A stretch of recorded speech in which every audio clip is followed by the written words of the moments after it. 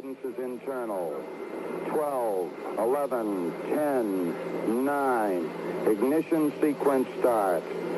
6, 5, 4, 3, 2, 1, 0. All engine running. Liftoff. We have a liftoff. Lieutenant, you are looking at the only Starfleet cadet who ever beat the no-win scenario. How? I reprogrammed the simulation so it was possible to rescue the ship. What? He cheated. I changed the conditions of the test. Got a commendation for original thinking. I don't like to lose. Then you never faced that situation. Faced death. I don't believe in the no-win scenario.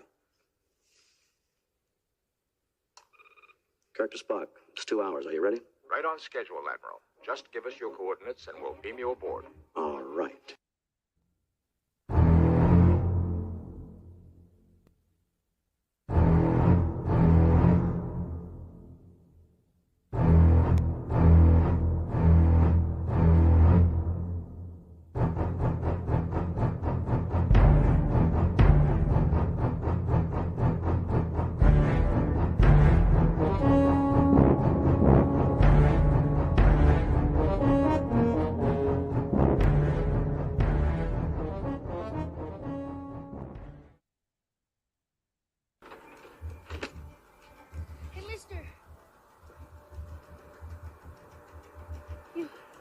You dropped this.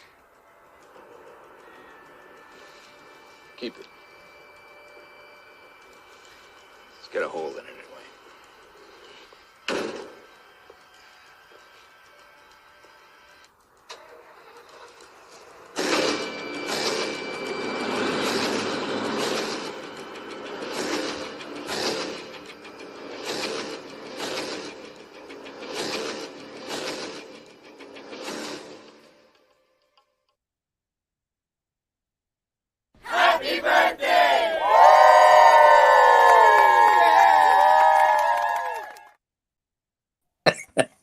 Hello, everyone.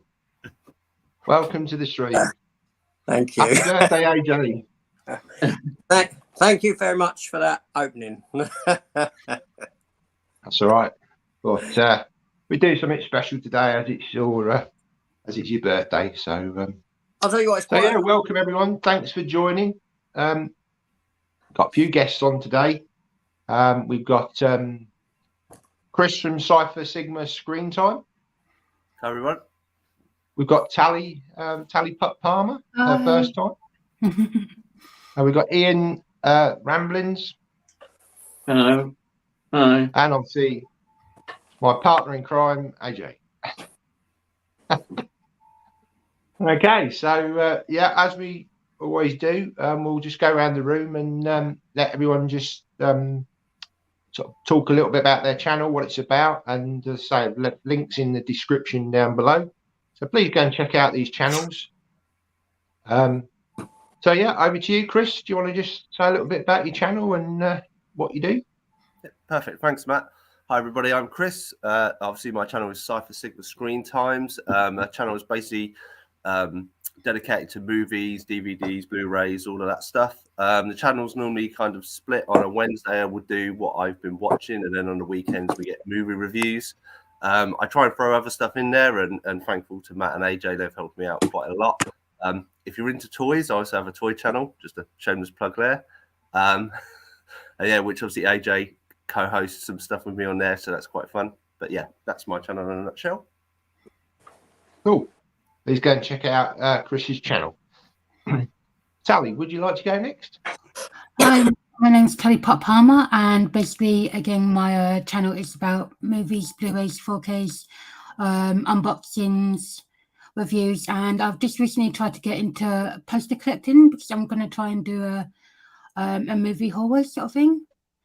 So I'm trying to, trying to unbox posters, which I'm not very good at because obviously I can't tell if they're upside down or not. So, but yeah, that's basically my channel, just Blu-rays and 4Ks. Cool. So please go and check out Tally's channel. The link will be in the description. And Ian, you'd like to just tell us a little bit about your channel? My channel it's me just sat there talking about my passions. It's all based on nostalgia. I'm trying to be positive all the time. Sci-fi, horror. I do a lot of horror, old stuff, Doctor Who, and sometimes I do bits about collections. Like I've got a lot of collecting history going back to my childhood. It's like this week I did a Viewmaster little video, and it did quite well actually. People were interested in it, and it's just things like that I just put in. Yeah. Cool. Yeah.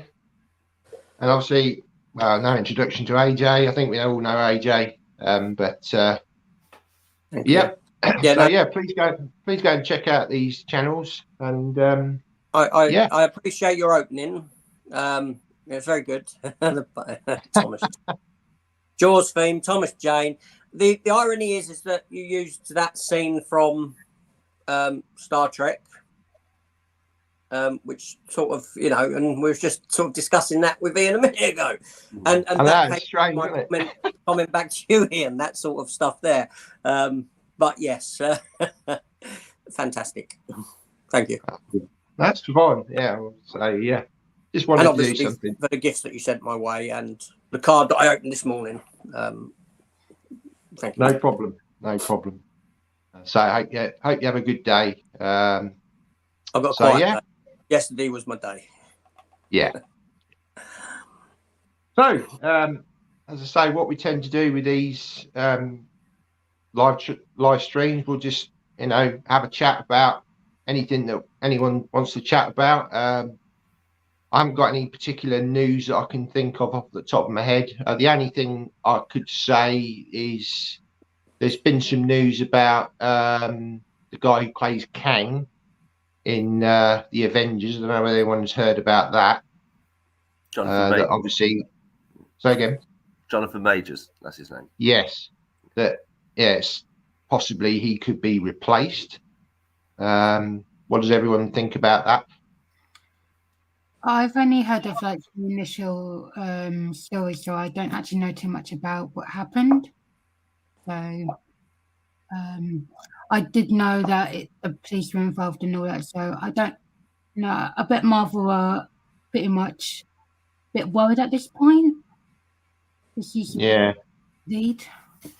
It's strange, isn't it? Because we've had this now with Marvel. Obviously, we had all the stuff with DC, with Ezra Miller.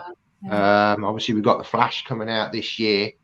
So it'd be interesting to see how that pans out and whether he's going to be involved in the sort of DC franchise going forward, because there's the possibility that that character could cross over to a different multiverse universe, can't they? Yes. So I think that I mean the comparison between Warner Brothers and Disney, obviously Disney are a Disney stance will be far different than Warner Brothers. Disney being essentially a kids, Disney is kids. Do you know what I'm saying? So their stance on this will be far different than Warner Brothers. I've got no. Jonathan Majors is a pretty good actor. I'll give him that. But I'm not too hung up on if Kang is changed. I don't really like the Kang stuff anyway.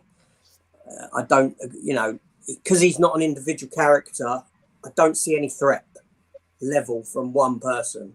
You know, you've got an army of him. So they're all underdeveloped drones, essentially.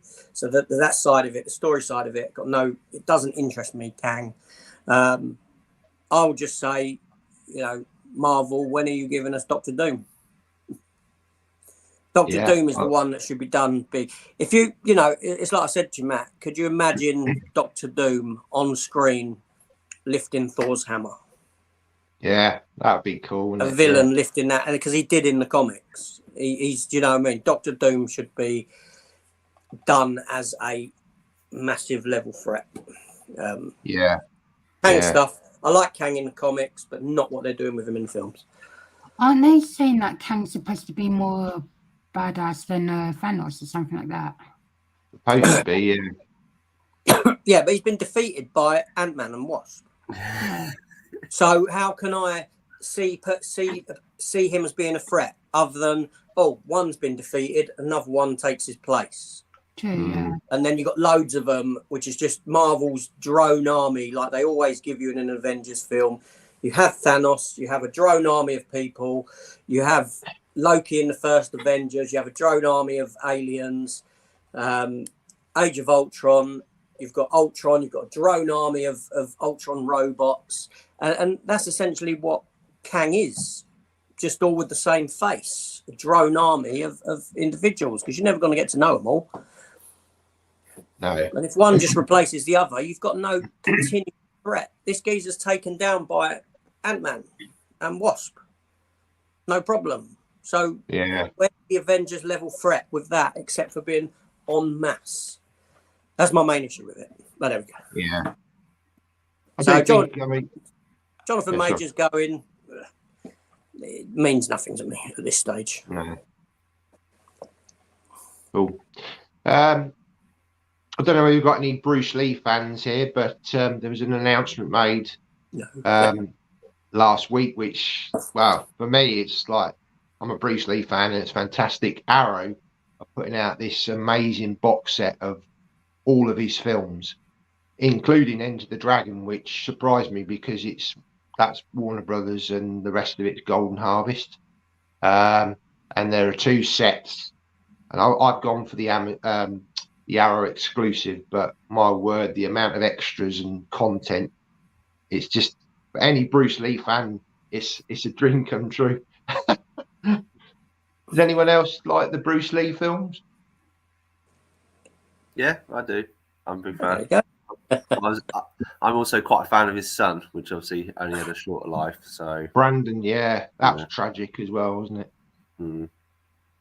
Is that something you'd like to pick up, that set? Or do you have his films, any of his films, Bruce Lee? I have Enter the Dragon and a few other ones, but I don't have a lot. I've seen a lot of them, but don't own many. This is kind of, I think, of being my age, even though I look younger than what I am according to AJ.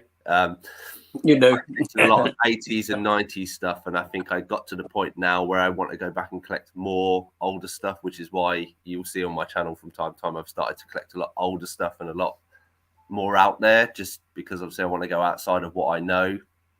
Yeah, expand my horizons. So yeah, well, he's only actually got 5 films in total, Bruce Lee. Okay. So very short career, sadly, cut short. But yeah, as I say, there's a Blu-ray set that they're releasing as well. It's not cheap. It's not cheap. Yeah. So, but if you are a fan, I think it's worth investing in because, yeah. But that's just me. No. It's good to know. Say I was unaware of it. I might have to take a look after this live stream and see. Cool. I've got Enter the Dragon. I love Enter the Dragon. Yeah. Because it's all nostalgia again with me. Because I remember at school when Enter the Dragon came out, everybody was talking about it, but nobody had actually seen it. But all the kids were going on about it, and trying to get into cinema to see it, and it's got all that value for me. But I loved it when I actually did eventually see it. I just thought it was very sort of James Bond almost, kind of. It had that feel about it. I'd love to have seen him develop that. Wouldn't it have been great if he could have carried on from Enter the Dragon in that kind of style of film? But sadly, I think he would have made some wonderful films because he wasn't just an action star. He was very much into philosophy, and I've got old VHS tape with an interview, and to listen to the guy and the way he talked about philosophy and life, it was just wonderful to listen to. Really, really sort of, he wrote books and all sorts. Really, very, very intelligent guy, but sadly, 32 or 33 was when he died. Yeah. There we go. So, what's everyone been watching? You want to start, Chris? What's sort of film you've been watching? I'll say, if you want to go to the last film I watched, somebody nicely sent me Event Horizon that I watched last night. Okay, yeah. What did you think? So, yeah, it's. I mean, I hadn't seen Hellraiser before I'd watched it many years ago. So going back, I was like, it's very reminiscent. You can see the kind of the nods to it and stuff. But yeah, I forgot kind of how a bit dark it was, and that the only bit I kind of remember was the woman following her son and then taking a dive down a big tunnel near the end, if you remember that. But yeah, it's quite good. It kind of made me think, why isn't there movies like this now? Because we had a big thing in the 90s of going off into, probably from the Aliens franchise and stuff like this. And there was a lot of other films out there that they went to space or they went to this and it, this happened and stuff. And we don't really get many of them anymore now, or I don't recall much. Yeah, different movie making now, isn't it? That was the 90s was like you say, a classic time, very much from the Alien period in the 70s, then through the 80s, it was very much the action stuff, and then you got a lot of these sci-fi stuff in the sort of late 80s, 90s time. You, Tally, what have you been watching recently? Well, I've just been watching Cool Hand Luke and the Maltese Falcon recently. I just picked them up. Oh, cool. Some classics, yeah. Yeah, they were all first-time watches, and I loved them. I'm trying to get more into sort of classic film. Right. So I'm trying to broaden my horizons a bit more, but with Cool Hand Luke, I know Family Guy, going off on a bit of tangent, but Family Guy did like a spoof parody of it. So I kind of knew what it was, but I'm not going to spoil it for anyone who hasn't watched it, but it was a bit different, obviously, but I loved it. It was like one of the best films I've watched this year. Yeah. A lot of these classic films from the 60s and 70s are, there's so much wonderful sort of entertainment that, people, certainly if you're a younger age, you might be looking at the sort of the newer films, but there's a wealth of catalogue. And like Ian says, he dives into all these classic films, especially the horror stuff. If you do like the horror genre. I like horror stuff, yeah. Oh, well, check out Ian's channel because he talks all about the Hammer horror films. I love Hammer horror. Yeah. Well, there's your man, Ian. Cool. So what have you been watching, Ian, recently? I've watched the 4 Star Trek Next Generation films. I've watched them. I've watched I've watched an absolute classic Hammer film, which is perhaps one of the best well known. Now I reviewed it yesterday. Was The Devil Rides Out, and it's an absolute classic. 1968, Christopher Lee playing a very straight role as a good guy. He's not a bad guy in it. He's actually really good, and it's slightly different because it's not as gothic. It's set in about 1929, supposedly around that era, and it's really another step as Hammer were beginning to change from their style. And of course, it's directed by the most underrated director, Terence Fisher. I'm going to keep going on about Terence Fisher all the time. What a great director he was. Hardly ever gets mentioned, but he should do a lot more. And then I got a lot of the Indicator releases. I got another 4 Hammer films, but not categorized necessarily more as Hammer sort of horror, just, my Hammer productions. But I watched last night, I managed to get in The Stranglers of Bombay from 1959. This is another Terence Fisher film, and it's absolutely amazing. I mean, you think he got the atmosphere of India, being set in India in sort of colonial times. I think it's 1829, and it's really so well done and so creepy, and it's wonderful. It's a real indicator of finding some really good old gems. Really, it's fantastic. And then just finally, I did watch the Cornetto trilogy again, and it's something I don't actually own it. I should do, and I know there's a nice 4K set of all 3 films together. And the surprising thing for me was that I really enjoyed The End of the World more. I thought The End of the World was, I really like that. There was more emotion in some aspects to that film than I realised, and I thought it was very good. But Shaun of the Dead is still the one.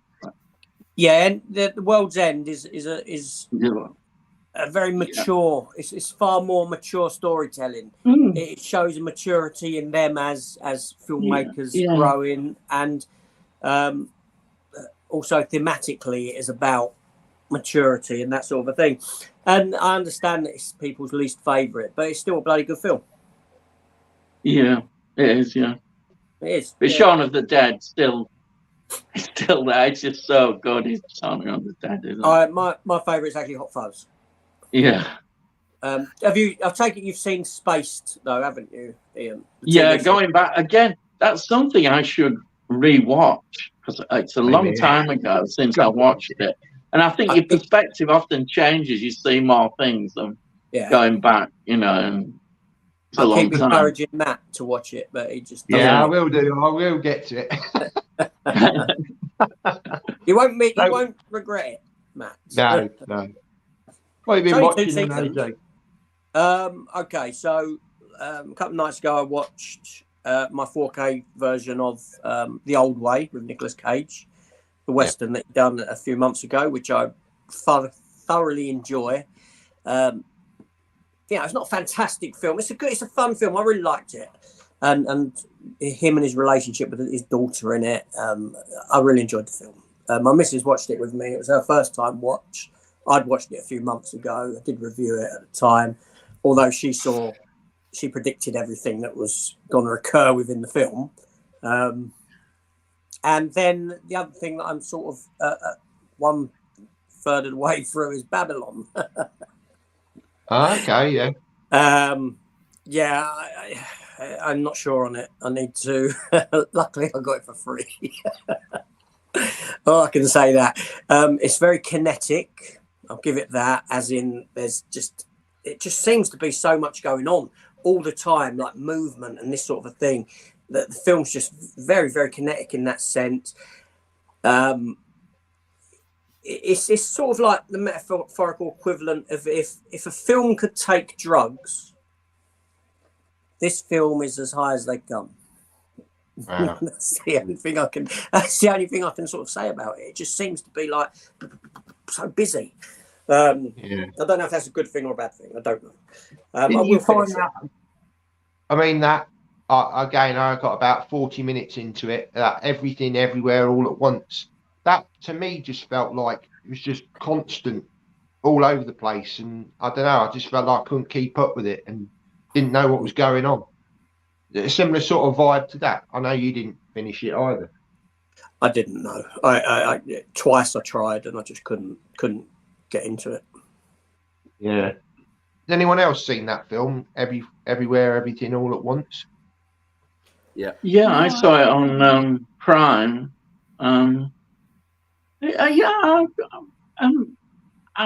There's a lot in there that I really liked, and then it's a film I need to actually see again. I haven't actually bought it. It's one that I might get. I haven't sure yet, but there was a lot in it. I'd like to see it again. I think. I think it had. I think there are certain faults with it, maybe, but and maybe it's too long, maybe as well. But there were a lot of interesting ideas. I liked it, and some of the performances were really great. I think it's a film I need to see again. I really do. What did you think, Chris? I was a bit like you, Matt, even though I got through it all, but there is so much going on that kind of my conclusion was at the end of it. Now I know roughly what the story is. I need to take some time and rewatch it again, probably like everyone in here, but just you understand it a bit more because, as you say, there's so much going on, and without knowing all the alternate dimensions and passing into other people's bodies, you miss a lot and don't really understand it until right near the end.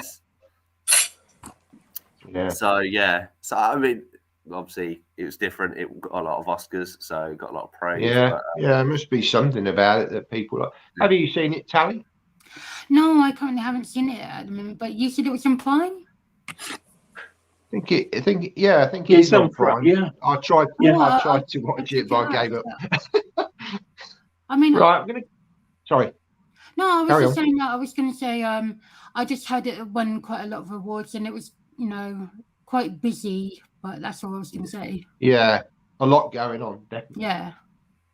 So I'm going to get into some comments because there's quite a lot of comments come in. So we got Stephen from America. Hi, Stephen. What's up, Matt and AJ? Everybody, nice to see you. We got Michael Movie Corner. He's saying happy birthday, AJ. Thank you, Michael. AJ. Stephen says, happy birthday, you're older than dirt. Great. AJ doesn't look a day over 28. There we go. Absolutely, I don't. Oh, here we go. Here's Gareth, your nemesis. AJ said my invite was in the post, but it's Sunday, so no post today. Oh dear. We've got Luke's film unboxings. Says happy birthday, AJ. Hi, Luke. Yes. We're getting Luke on at some point, aren't we? Yeah, I'd like to get Luke on. He's just started putting out some good content. So yeah, we'll have to get you on, Luke. Definitely. Absolutely. We've got Richard Vorsden. Says good morning, one, and happy birthday, AJ. Great guests on today, better than Graham Norton. A revisited Soldier, the 1998 movie, and loosely connected to the Blade Runner universe. Remember? Yes, that's Kurt Russell, isn't it? Yes. Yeah. Kurt Russell. Yeah, that's right. Yeah, I do have a steelbook version from Germany of that. It's a fun film. It's no Blade Runner, obviously. It's way different in the sense of quality, but I have fun with it. Absolutely. It flopped massively in the States. I believe over here it went straight to DVD. Kurt Russell's only got a handful of lines in the film. He does the whole film without talking. But yeah, there are drops to Blade Runner in it. When you see Kurt Russell's list of where he's fought, there's stuff about the Tannhauser Gate, all different things relating to him being he's basically a replicant, isn't he? A version of a replicant built for war. But no, it's a fun film. I have fun with it. I don't think it's as bad as what people say. No, that was a new watch for you, though, wasn't it, Matt? Was last year, yeah. Yeah, right, I didn't mind it. Wasn't anything amazing, but it was entertaining. It was fun more than anything else. Yeah, we got Dan's Movie Cave in. He changed his name, hasn't he? What? Dan's Movie Cave. Dan's Movie Cave. That's Dan's Man Cave. He's put Movie Cave. Wasn't it? Oh, yeah, has he changed his name? Anyway, morning everyone. Won't be around for long as off the Bromley in a while. HMV, CEX game, and Piranha Comics. So that's 2 miles away from me up the road, 2.5 miles, Bromley. That's where I frequent quite often. Game, their game is that's where I went in game after I saw. I think it was Dan. Was it Dan? This way I was getting confused. It was either Dan or it was Movie Chats had got some stuff. I know Chris did, and then I went in there and they had He-Man figures, and I was like, oh, I'm in toy heaven. I didn't realise game had opened up to that much stuff in the way of not games. So I've got some decent figures in there for the collection. I really got to stop the room. I ain't got the room now. I ain't got the room. Pretty bad. But yeah, and Piranha Comics. I know Piranha Comics. Not that I get much in there. My comic shop is in Croydon. Oh, look! It's blimmin', look what the wife just brought me. Oh. Hey, we got to sing happy birthday now. Oh yeah, happy birthday. Blown it out. This is so embarrassing. That was a cake. That was cake from yesterday because I had the it's just. Oh. No cake. I blew it out before you could sing happy birthday. She's so embarrassing. I can't eat that. It's like 10:30 in the morning. I'll do that later. Yeah. But yeah, Watched sorry. at 10:30 in the morning. Great. Yeah.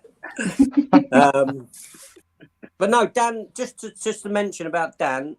I know that yesterday on the chat, or the day before yesterday, whenever it was, I said about not autograph hunting up at the Film and Comic Con, and then I get notification that Dolph Lundgren's going, so now I have to go to get something Punisher signed, don't I?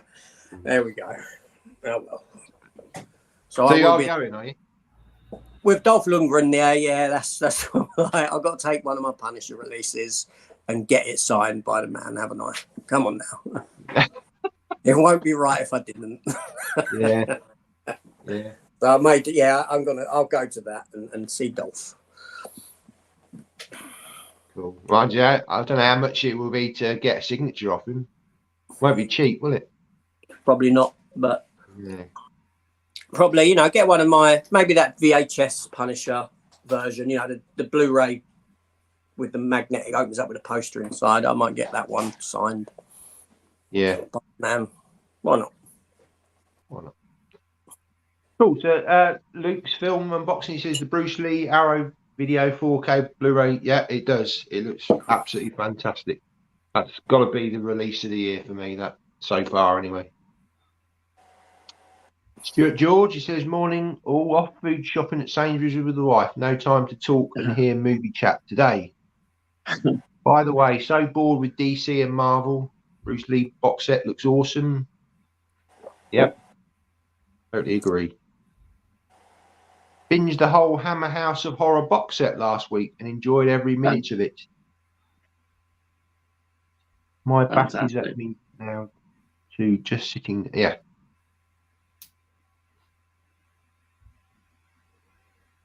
Oh, I see. So yeah, Bruce Lee set from Arrow, a rare pre-order for me. Looks, I think a lot of people are going for this. It's very, And we've got Everyone's a Bigot. Hi. He says, I love Bruce Lee as a person. He was a very inspirational person. £110 for the 4K set is a good price.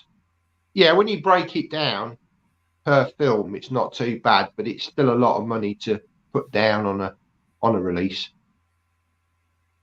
Oh, we lost AJ. Everyone's a big, awesome guy. Oh, okay. So, yeah, Stephen saying, has he finished Babylon yet? Not yet, don't think. Oh, he says no. Okay. Stuart said, you are a great guy, Ian.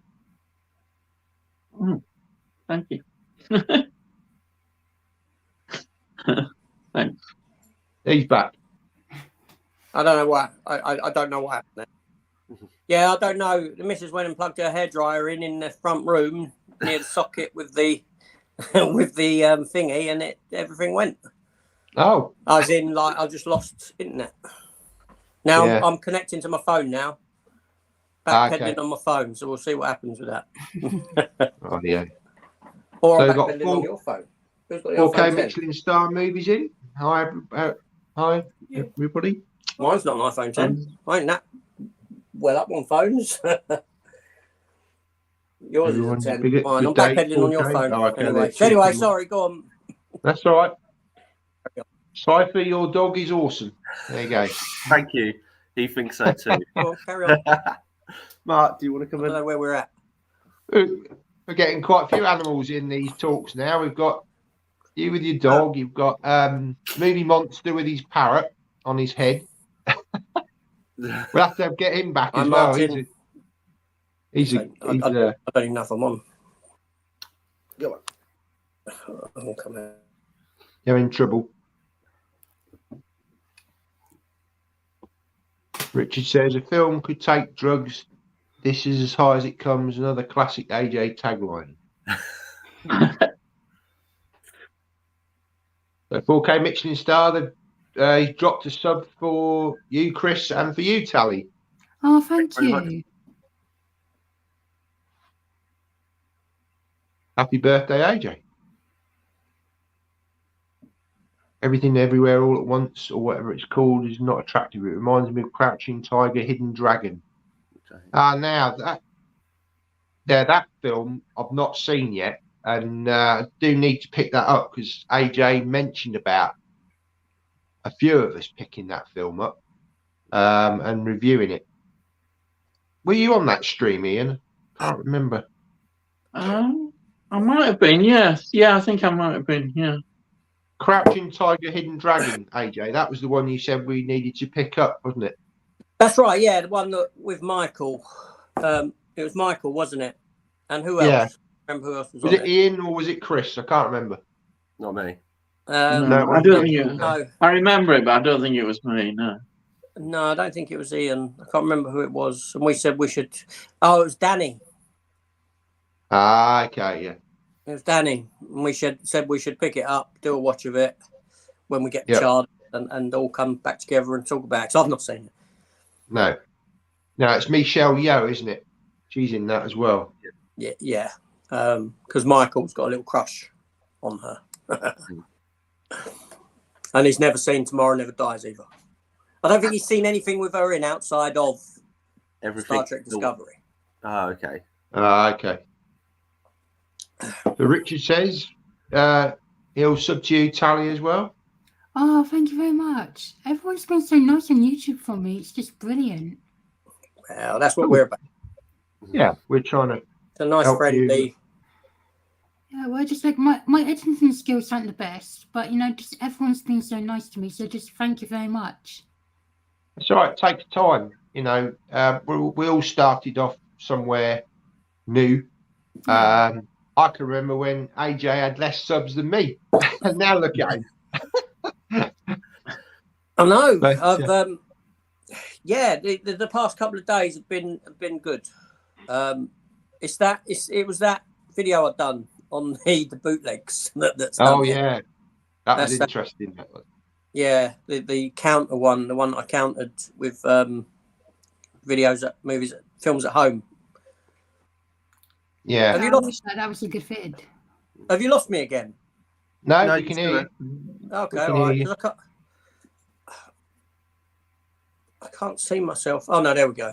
Because I've got the other video beside me. I've got where I can look at the comments, and I was behind where I lost internet. But there we go. Sorry. Yeah. Sorry for the.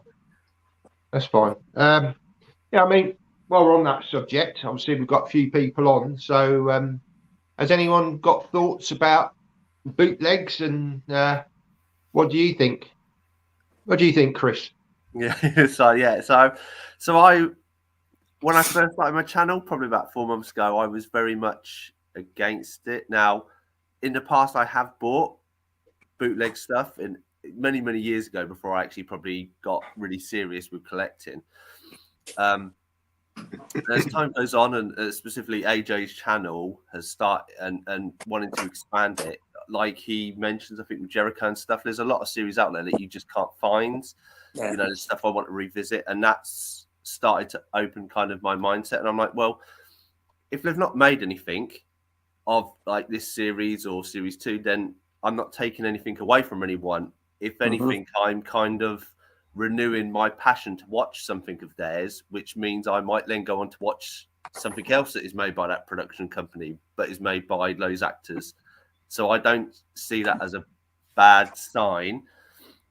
But yeah, kind of that's been my foresight for stuff that isn't out there. Now, when it comes to like current stuff, if it like isn't region 2 or if it's really expensive, again, I think there's a valid, reason for it. If it's like, if I was to go out and buy stuff buy copies of everything that's out in the movies and watch it, I'm a bit against that because I like going to the cinema and like promoting stuff. But yeah, I say AJ's thoughts on that have made quite an impact on me on my thoughts and stuff, and he does bring some valid points that I think people forget about and stuff. So I think the problem is what you got to remember is that when I'm talking about, because I've got no interest in sourcing something as a bootleg, which is going to get a physical release. There is times when I've made a mistake, I've made an error in thinking something isn't going to get a physical release, and I get it. I've then replaced it when that item comes out because I want the original copy. It bugs me that I've picked up a bootleg. But this whole bootleg thing at the moment has been, you know, it was practically dead. It was practically a dead industry, for want of a better term, until the likes of Disney Plus came along. Disney Plus then, you know, Disney themselves have created a market, a void in the marketplace that will get filled by other people inevitably. Generally, these are people within the actual community, because the community has shrunk. You know, the love for film on physical media has shrunk massively. That goes without saying. And it's generally made by people within that community. And, you know, and they're just filling a void. You know, okay, they're profiting from it. That's you know, that's another argument. But it doesn't bother me. You know, Marvel, nowadays we're living in this world of universes. Everything's a universe. You've got the Star Trek universe, you've got the Star Wars universe, you've got the Marvel universe. Now Disney are telling me that, and I have Disney Plus. I've had Disney Plus from day one, paid for it every month, right? And I watch the stuff on there as it airs. I then get a bootleg copy for the shelf, because effectively what Disney is saying to me is, you can buy this chapter for your shelf, but you can't buy this chapter. You know, you got to remember, this is one big interconnected world, essentially. Okay, I know it's loosely connected and you can watch stuff without visiting other stuff and that sort of a thing. But essentially, it's designed as one big universe. So they're saying to me, you know, here's Shang-Chi. You can buy this chapter, but you can't buy WandaVision on physical media. You can buy Eternals. Here you go. You can't buy Hawkeye. So you end up with these chapters missing essentially in your collection. So obviously they've driven this need for it, and they know this going into it all. They know that this was going to happen. They knew that this was going to come about. They don't care because you're talking minimal amounts, and it's, you know, and like I said, it's people within the community making it, not people outside. But I totally agree. I don't agree with the bootlegging of stuff that will get a physical release. And if Marvel released them tomorrow, if they'd done a big box set, Matt, you know full well, like you're getting with the Bruce Lee one, if they'd done a box set that was 200 quid and, you know, announced it now, in 4 months' time, this box set's coming out with all of that MCU content in, WandaVision, blah, blah, blah, up to the latest thing, I'm saving my money up and I'm buying that. Yeah. And that's what it comes down to, really. I would certainly not play if they did a box set like that. Yeah, it's a, you know, there's two sides to the argument, and I get that. I just wanted to give one other side of it. Yeah. What do you think? What do you think, Tally? What's sort of your thoughts on bootlegs? You know, I agree a bit with AJ. I just like because obviously, if we're buying certain stuff, we want to complete the collection. So, you know, I want to complete my Phase 4 Marvel collection, with the TV shows, and obviously, you know, with like Prey, the Predator film that came out, what was it, last year? Yeah. I really want a physical copy of that. So just because my OCD, I can then say, well, then I've got all the Predator films. So it's not just like, for some people, it's like OCD. It just, for me, it's just obviously I need to complete my collection. If I don't have a complete collection, I'm a bit angry. Yeah. But yeah, it goes back to, I mean, I'll use Homeland as an example, right? So there's Homeland, a program that went for, I believe it was 8 seasons. All right, I watched every season of Homeland. I loved them. I bought every season of Homeland on Blu-ray up to season 7. At which point, the studio, the company, turned around, stuck a middle finger up to me, and said, "No season 8. You know, you've paid for all the other 7 seasons. Thank you very much. Middle finger to season 8." And I know people say, and they would say, well, you know, it didn't warrant a release because of the amount that sells. I don't care. Yeah, I've supported you by buying all 7 other seasons, and you stick your middle finger up to me, say to me, you can't have the final season for your collection. So sod off. Yeah. So what am I going to do? You know, all right, John, I'll give you a tenner if you do me a copy of this. Thank you very much. Yeah. Yep. Even though I've watched it already on TV, I want it on the shelf to end that collection. Yeah. So it'll bug me more, and bootleg does bug me. And that, you know, I look at the collection of Homeland, and I think that bloody annoys me that that's a bootleg on the end. But take that bootleg away, I'd be sat there even more annoyed. I ain't got that final season. You haven't released me that final season. That's what it comes down to ultimately. Take it away, it'll be sourced elsewhere. Someone else will fill that void. And good luck to them. I really don't care. They're providing me a service. What do you think, Ian? I think bootlegs are fine. Actually, I've got a couple. I've got a Star Wars one, and I've got She-Hulk. I know that's controversial, but I love She-Hulk. I just had to have it. But you know, Disney, if Disney are not going to release these things, and we want to see them, I have no moral problem at all with it. Absolutely no moral problem. And what AJ just said just reminded me about Homeland. Absolutely loved Homeland. I've got all the 7 releases, and particularly the final season is absolutely fantastic. The ending is it's amazing series. I must complete that myself. I've kind of forgotten that they hadn't released that. I must look into that. Homeland was such a great series, but I've got no problem at all. Perhaps another interesting example is Waiting. Now there is a difference. I haven't got Pearl yet, and I know there is an American release, and that I've got no. Obviously, it's a legitimate release, but there are a lot of bootleg copies of Pearl.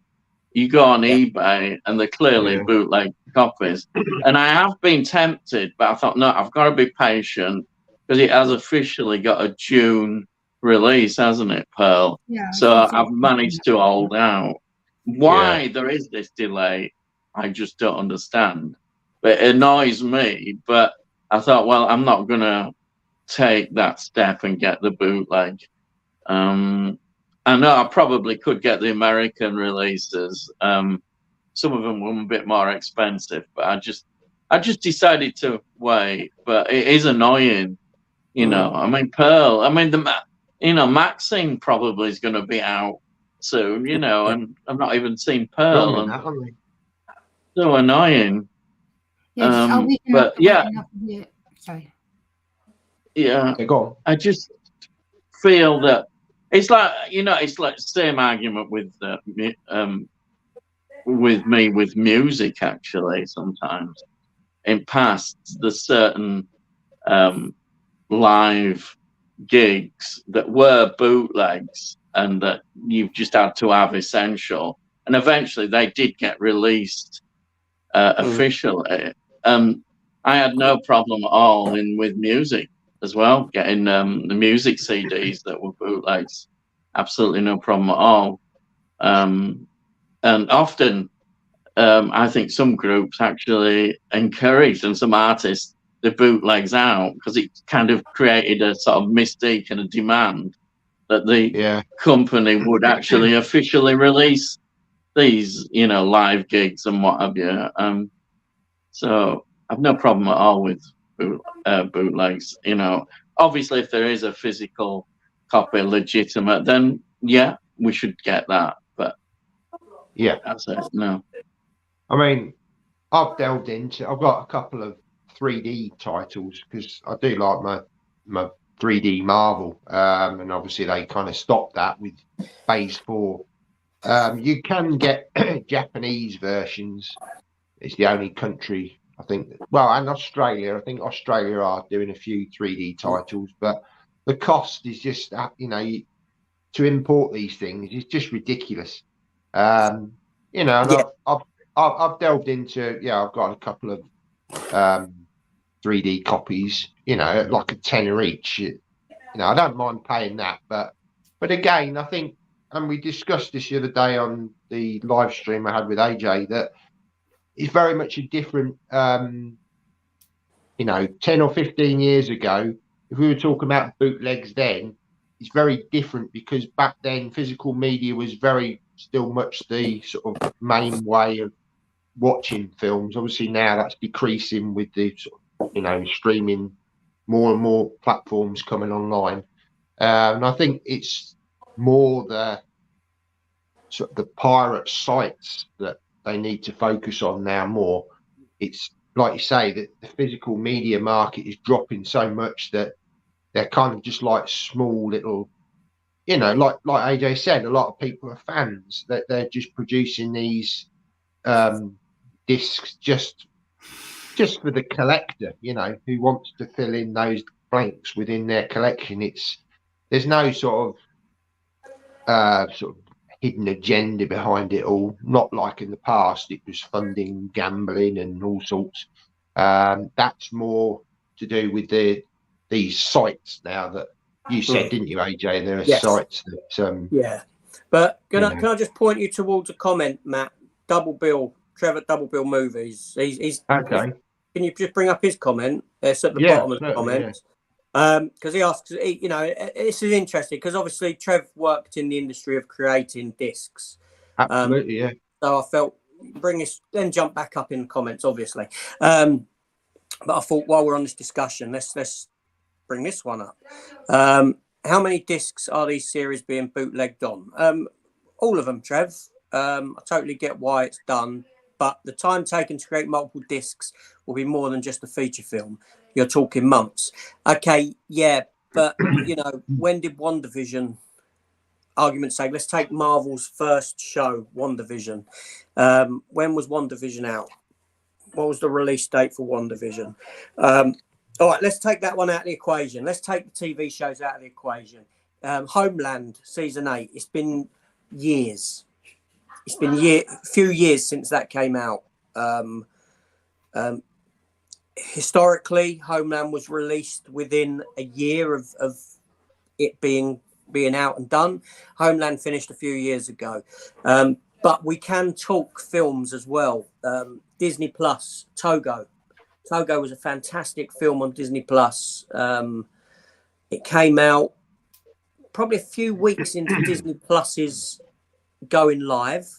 And the film has no physical release, with no intention of it getting a physical release. It's a film that I have on bootleg because I had no other way of getting it, even though I have Disney Plus and I can watch it on Disney Plus.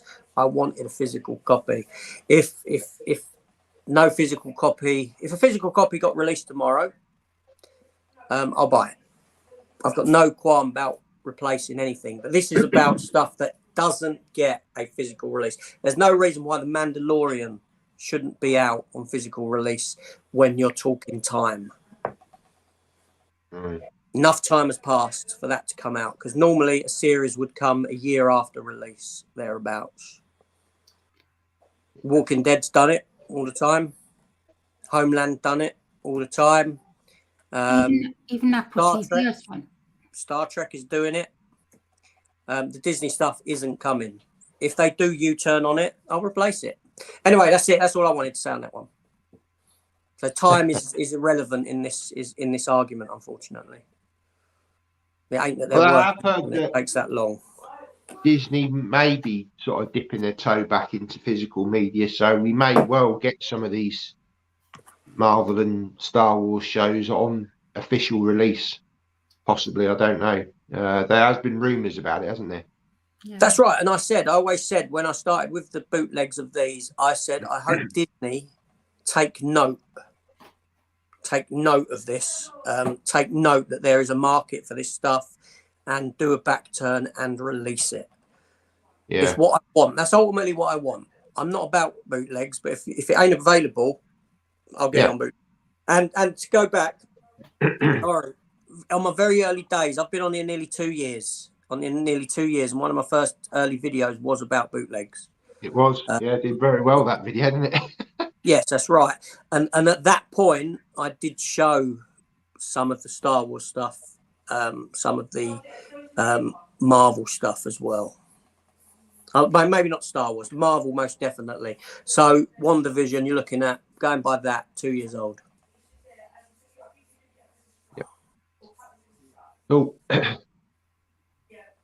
The 4K Michelin star movie says, Tally, I'm still new and still getting round to the editing process myself. It takes time, as does making videos. Absolutely. It's it's a whole learning curve. It's a whole learning curve. I mean, I'm not, I can do certain stuff on the computer, but I just I'm trying to do more, and I'm not great at it. But the more I do it, the more I should learn. So hopefully I'll get better content out soon. So yeah, it takes time. I mean, I'm still learning now, but I mean, I use an editing software called CapCut, and I found that I've used 2 or 3 different software. It's an app, but I find that one the best. It's got so many. You can upgrade, pay a fee for more features, but I find the free one, it's got so many good features to it.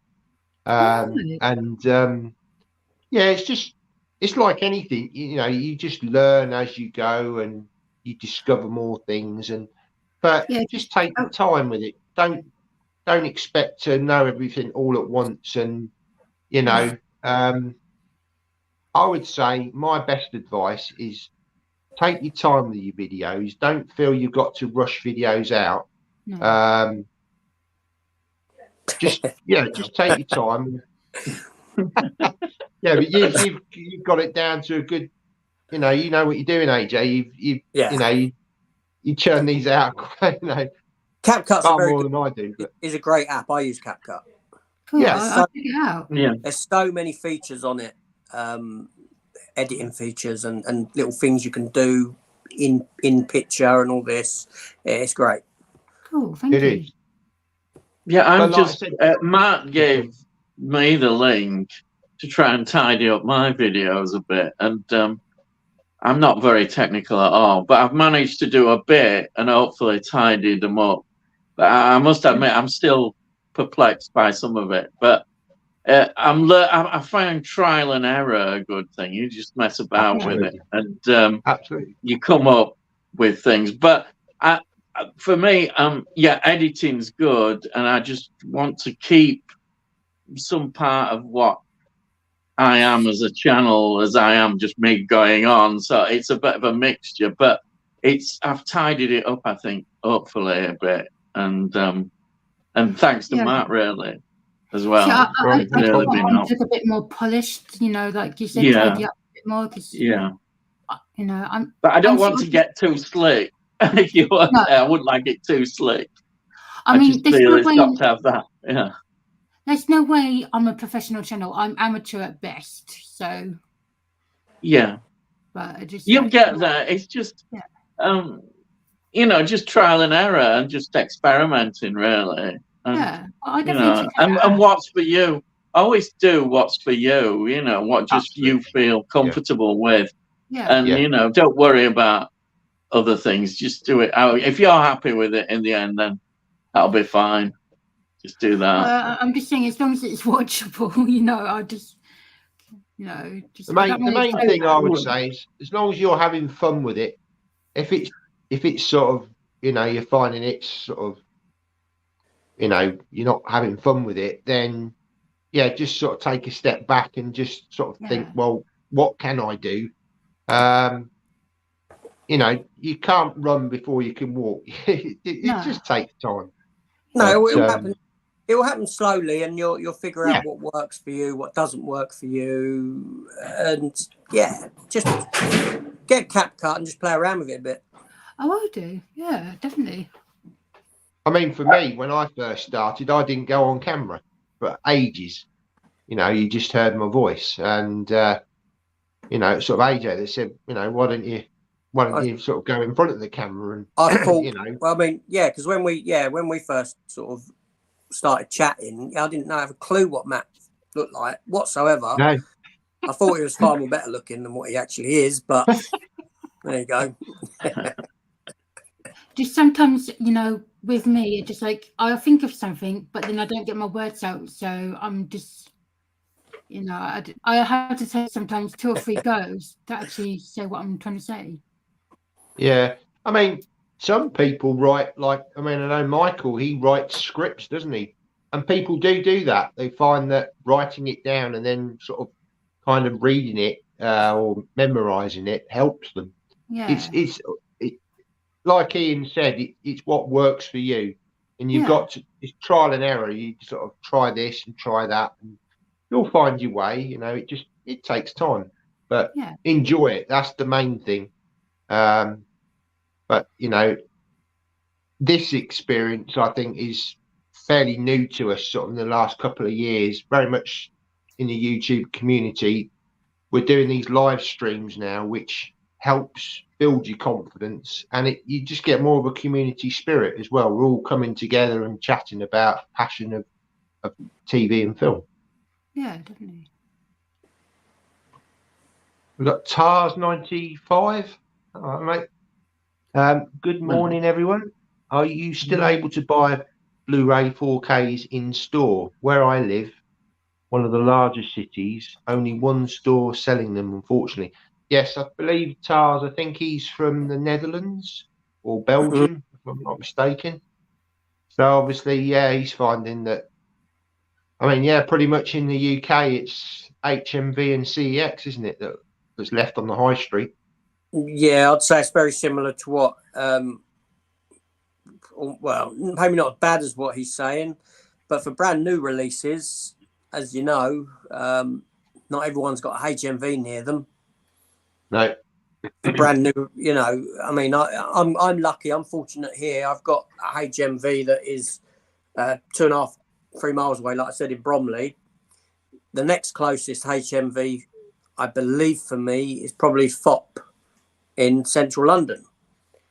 Other than HMV, you know, there isn't really anywhere now, is there? I think Asda still do some releases, but for those people who live in the sticks, I mean, you've got nothing near you, have you, Matt? No. There's a CEX is probably the closest. Yeah. But yeah, I'd have to travel a fair way to get to an HMV.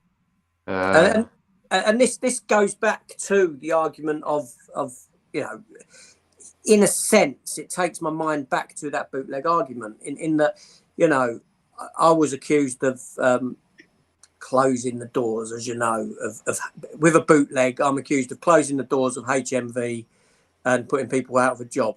But like I said, number one, we're discussing about things that never get a physical release, right? What choice do people have, like you, other than resort to online? Yeah. Which well, it's the same with Ian. You're all online, aren't you, Ian? Yeah. I mean, I just can't get into town as much physically. I just can't do it. But I'm hoping maybe to try. All we've got in our town is CEX. We did have an HMV, but it closed down. And Leicester, which is perhaps the biggest city nearest me, their HMV, I know, is closed down now. So even if you live near a big city, you're not guaranteed of an HMV at all. No, and the way these things work, you know, I can guarantee you, you know, someone could then argue, well, why don't you buy from HMV online? Right? Okay, fair enough. But I guarantee you that those take-ins from HMV online are not going to be used to support the keeping open of stores. It's essentially two separate entities. It's the same company. It will be considered two separate entities. A store of HMV will have to make the money it makes to warrant that store staying open. That store will have to, do you know what I mean? It ain't going to be subsidized by the take-ins from online sales. It's funny because I remember in the past, going back a few years, HMV, when it was open here in the town, I didn't like it at all because it was more expensive. This was VHS, when they were used to sell VHS tapes.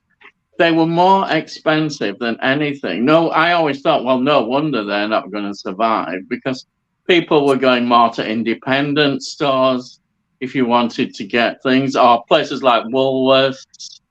Woolworths used to sell a lot of physical media, and Smiths even. Smiths used to have, WH Smith used to have a whole floor full of VHS tapes, and they were all reasonably priced. Whereas you go to HMV and they had all these things, but they were massively expensive. There were no discounts, absolutely nothing. It never surprised me that HMV had to change. And I think beginning with DVDs, they were still expensive. So they've had to totally change their strategy, and they've been forced to. But, you know, it's not like it was. There was so much choice, wasn't there?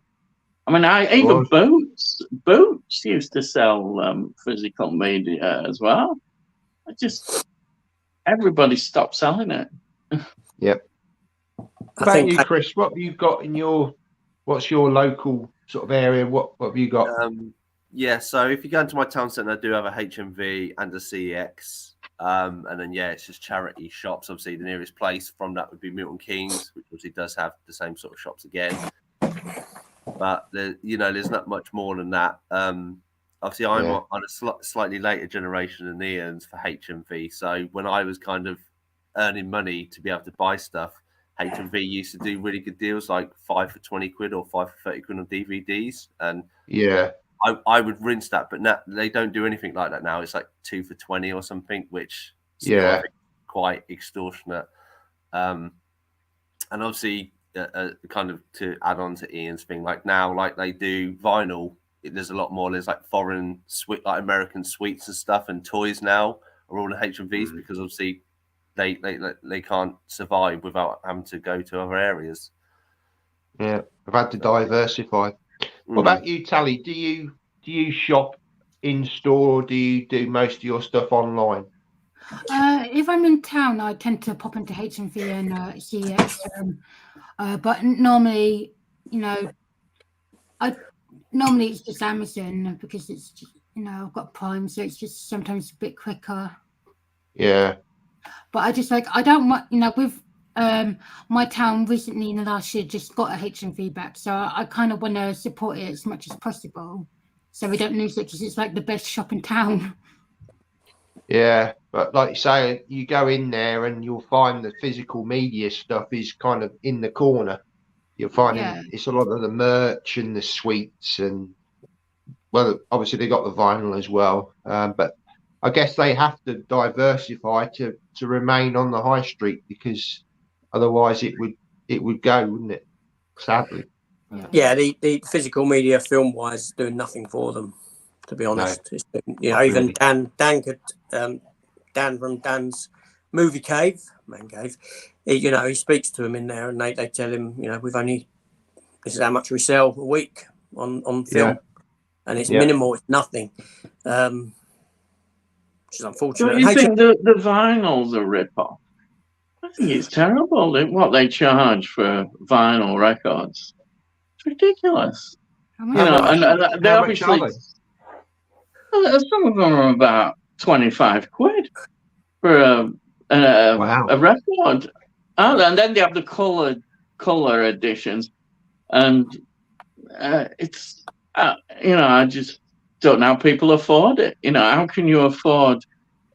That's why I hope this doesn't happen to CDs. As a CD collector still, CDs are relatively cheap, but I worry about them getting like vinyl, because people, have these trends and what have you, and it's just worrying because CDs are great. You can pick them up, and the quality is great, I think, But no, I think vinyl. Opinion.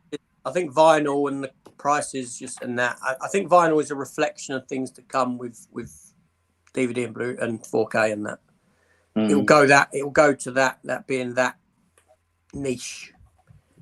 Yeah, the price have to be much higher to warrant. Yeah, I mean, all younger generation really, it's all downloads with music, and it's just a very niche market, but it seems they're charging a lot for it. But I suppose people will pay it. Yeah. They will, but that's progress for you, isn't it? The download side of it. The younger generation, you know, they'll sit down, they'll watch a film on a phone, or a tablet. I could never do that. I could never watch a film on or a TV program. No, I understand that totally. Yeah, totally. Because I'm not. You know, with the TV, I could switch the lights off of an evening. That's my only source of you know, that's all I'm looking at is the TV and watching it and get drawn in. With a tablet or a phone, holding that in front of me, I've still got all this going on. Yeah. And my focus isn't there. Do you know what I mean? Yeah, exactly. It's same with music. To me, music is always been the experience of just, I don't know, how looking at a sleeve and looking at the information, the artwork and everything about it, and the way an album is put together. Whereas an album of music is great because it's what an artist is usually as, you know, that the album is the work. Whereas when you're just doing tracks from here and there, I don't know, but that's the way people are. I don't know whether they've got the will or the concentration to actually listen to a whole album and appreciate it anymore. And that's very sad to me. You know, everything they want to hit and that's it.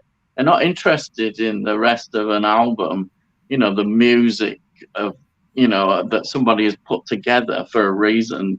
And, you know, everything behind that. It's just sad, but that's progress, I suppose. Sad. But it's the same with film. Argue the same with film, aren't you? Audiences can't sit down and indulge in a narrative, a strong story, character-driven narrative. They much rather sit down and be exposed to non-stop action from beginning to end. And the studios know this, and that's why films like Fast and Furious, you know, those sort of films are just made the way they are. You can't have a moment in a film that slows to give you character, because if the audience's attention wanes, the studios get worried. So no, let's take out character motivation, character story, put a little action scene in there. And that's the way that the younger generation are. And sorry, it's true. It's true. Like I always say, you know, younger generation live in TikTok. They consume their content 15 seconds at a time. And that's, so the minute you put a narrative down to them, say, look, here's a 2-hour film. And that's why when you go to a cinema now and you get younger people in there, their phones are out, their phones are on. You've got, and they're talking because they can't do it. They cannot focus on that. That's sad, really. That's really sad. I'm not saying films like that don't get made. They do. But they're few and far between now, and they're the smaller releases. But it's a big action. And don't get me wrong, I do watch those sort of films. Of course I do. But I'm very well aware of the situation. And yeah. I think the hope, if you're trying to look positive, and I do try and look positive, is independent filmmakers, you know, and companies that are willing to give these independent filmmakers a chance. Then that is the hope. And there is a lot of good films that come out from independent filmmakers and people like that who have a vision and are not going to be put off by fashions and style. They know what they want and they do it. And I admire those people, and we should try and support, you know, those sort of filmmakers, I think. Yeah, but for every one of them that gets made, I guarantee you there's 10 that doesn't. Yeah. That doesn't agree. But if people know they're going to make money out of things, and they can make money, and can't do it out of sort of independent films, then that is a good sign that producers might think, well, yeah, we'll back these films. That is a good thing. Ultimately, that's exactly what it comes down to, Ian, isn't it? Because you know, back in the day, cinema was considered an art form. Now it's not. Now it's about how much money can we make for our investors, how much money can we make for our shareholders. That's all it comes down to. more than anything else. It's a business primarily, and I get that from a business point of view. I understand that totally. But from an artistic integrity, storytelling's been destroyed for the most part. And I think it's sad if a director is told that they have to put this in a film and they have to do that, and they're not and to do that, because it has been known that some studios start interfering with a director, and obviously some directors will say, well, no, I'm going to do it, it's my film, but they're probably saying, well, you've got to put this in, you've got to put that in the film, because this is, you know, what we believe the audiences want. And that is interesting, that you do get some directors who say, no, I'm not going to be interfered with by the studio at all, you know. No, they have to get fired. This is where you have two different type of people. You have the director for hire, and then you have a filmmaker. Unfortunately, not many directors are allowed to be filmmakers. When you think of filmmakers, you could cite people like Scorsese, Christopher Nolan, James Cameron. These are people that are big enough to step in and say, you know, this is my project, this is how I'm going to do it. And the film studios are not going to say a word. But then you've got the likes of, you know, directors who are directors for hire, just out to work. They want to work. And yeah, they have a vision, but obviously, ultimately, the studio and the producers are the ones that say, well, you're working for us. This is, you know, we've hired you to direct this film written by this person, and this is what we want. And this ain't working halfway through production, so you've got to now throw this in because we think this will work better. And not many of them. And then the minute they turn around and say, well, no, I'm not, you know, we're at loggerheads now, they'll say, all right, we'll fire you and we'll get someone else in to do it the way we want it. Hence things like Solo, what happened with Solo and loads of other projects. But sorry, we're stalling things up here on this conversation. It's all right. Matt? All right. So we've got Danny in. Hi, Danny. Thanks for joining me.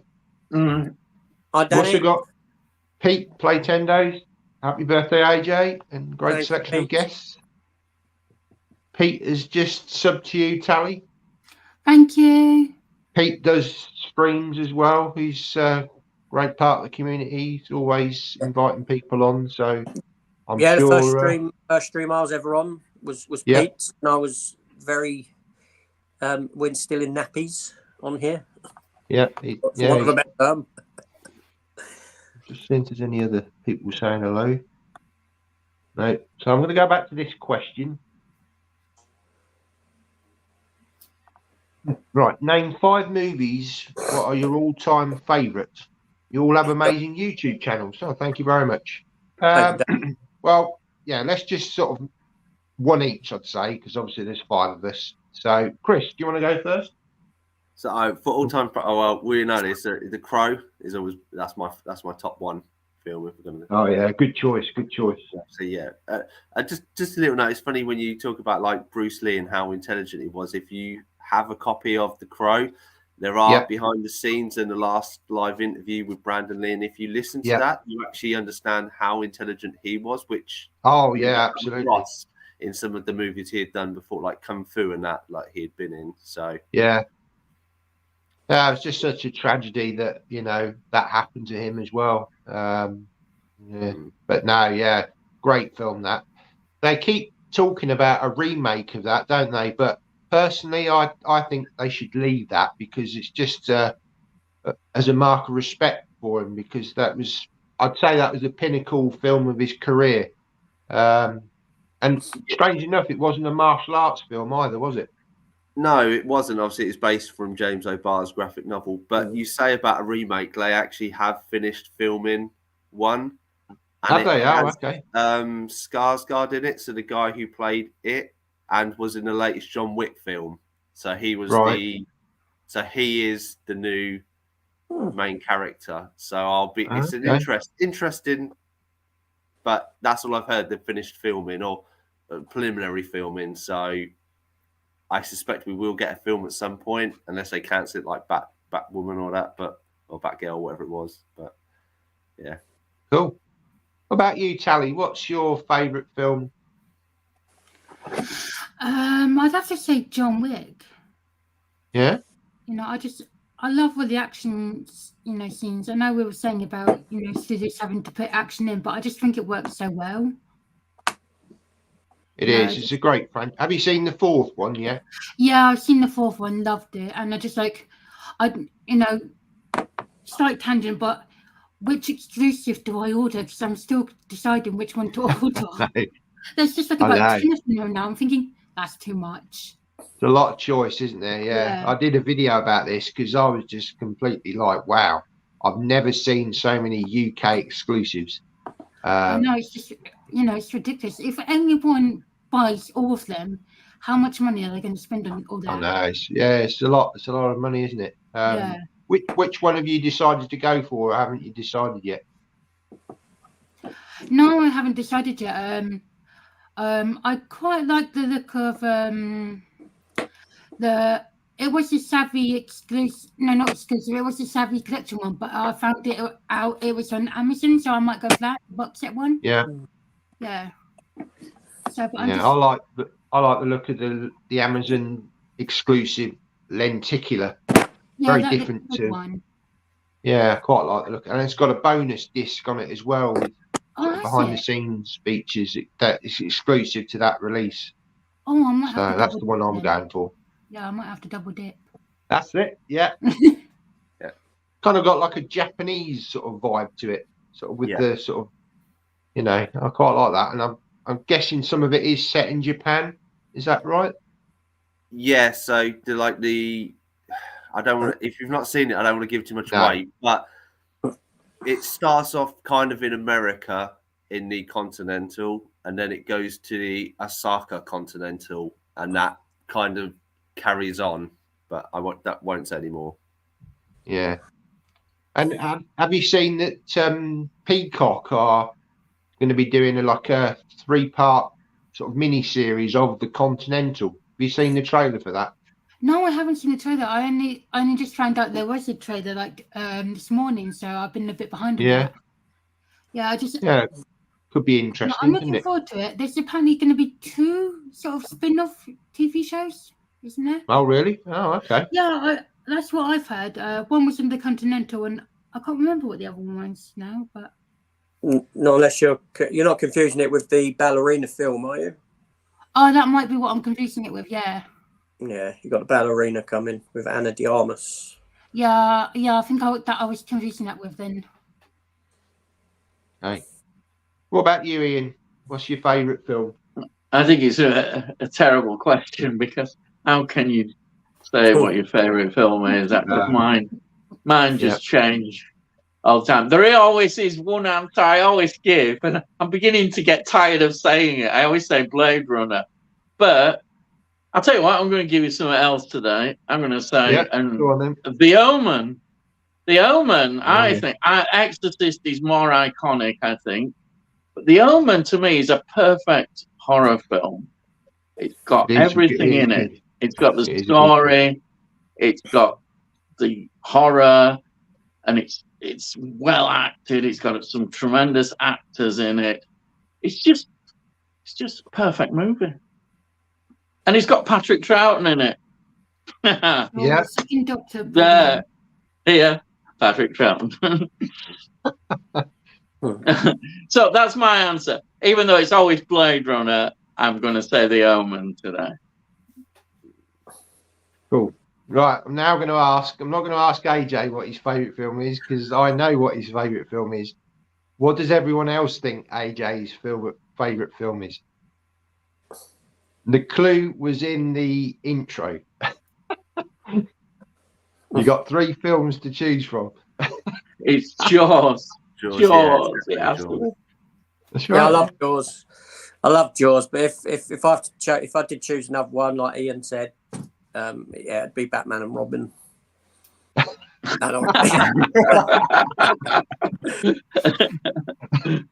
Jaws is my all-time favourite. Yeah, I'll say that. I'll cite that to anyone. Great film. My favourite film is The Shawshank Redemption. I just think that's just such a fantastic film. Really do.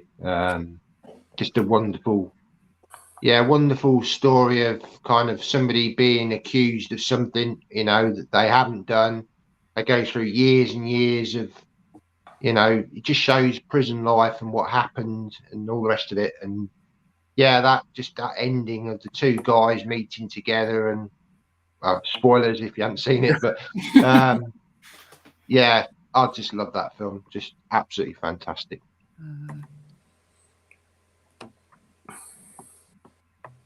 Right. Let's do some more comments. Richard Vorston says, tempted to purchase the Fear Street trilogy on bootleg. Good horror films they were. Not heard of those. Have you heard of those, Ian? No. No. No? Okay. No, I've never heard of them. Well, Danny says editing is easy. Okay. I wouldn't say that, but it's easy when you know how. Yeah. It took me 2 years to learn editing. Well, yeah. Yes. Might be easy for you now, but if you're just starting out. So Trevor says, sorry to keep on. I've got bootlegs myself, only music related though. By all means, complete your collections and maybe one day official copies will be made. Yeah, absolutely. Trev did leave another comment further up the chat a bit, saying he meant about the amount of discs. So I don't know if what he meant was the cost versus the return for the studios. I'm not entirely sure, but yeah, no, I totally agree, Trev. I you know, that's why I get everything on original. It's just the stuff I can't get on original, I will or that won't get an official release. And if they did get an official release, I do replace it. And I've got examples of that. You know, Chucky, the TV show, I got season 1 on bootleg because I didn't think it was going to get a release. Thusly, it did. I bought 2 versions. As you know, Matt, Steelbook and the special edition version. And there's other titles as well on a couple of occasions where I've made an error in judgment and I've replaced, and I always will. Because it's about, for me, it's... I want originals. I want originals. When I can't get it and my hand is forced, then I will turn to bootleg. Trevor also says, happy birthday, AJ. You old git. I'll be the same age next Sunday. He's a week, what, 28? Wow. So 4K Michelin star, he says, I spent a week editing my latest video. Wow. That's a long time. That's dedication. That is dedication. Trevor says, hi, Tally. Lovely name. The fact that you started the channel is the biggest step. The more videos you do, the smoother the process will be. Keep it up. There you go. Thank you very much. Advice. Appreciate it. Yeah, that's it. It's just, you know, it's just practice and getting used to it. Yeah. Tars95 says, I kind of miss the nostalgia of going shopping and buying box sets in store. Yep. There's something to be said. I do miss that. It used to be. No, sorry, Tally, go on. So I was just going to say, it's the fact that when you go into a shop, you can actually check it out. You can touch it. You can see, you know, you can physically feel it rather than just ordering it through Amazon or Zappy or something. Yeah, I mean, the same goes, and Chris will probably remember this. Same goes for comic collecting. You know, now it's so easy. Just go on the internet and say, I want to buy that. Like back issue wise, but back in the day, there was nothing like going into a comic shop, trying to fill a gap in your collection by rummaging through the long boxes. Do you remember them days, Chris? Oh, yes, very much. Yeah, destroyed by online. You know, you don't do that anymore. I haven't rummaged through a back issue long box for probably a decade or so, even more. Because I just go on internet and say, you know, eBay, oh, I want that issue. I want to go and get that issue. Damn. There it is, bam, buy. Just destroys it.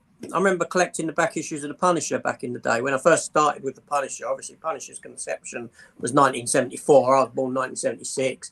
I didn't get into Punisher till mid to late 80s. probably around 86 or something, and then hunting through back issue boxes. Oh wow, you know, and you find something that you're missing. It's like finding gold. Yeah, and that's gone. It's gone. And I think this is one of the reasons why Blu-ray hunting videos are so popular, sort of within the community, because people love, like yourself, Ian, and me. You know, we don't tend to go out to. Oh no, I might go to a charity shop locally, but that's it. You know, I like to see you guys going into CXs, Totally the agree. HMVs. I mean, you know, AJ's lucky that he's got all of these sort of CXs in a, you know, fairly short sort of distance from where he lives. So yeah, I think that's why they're so popular, because people still love to go and have a look. You know, and we've done that, haven't we? When we've done sort of meetups, we've gone to stores, and you know, it's great because you just never know what you're going to find. Actually, I enjoy the whole trip.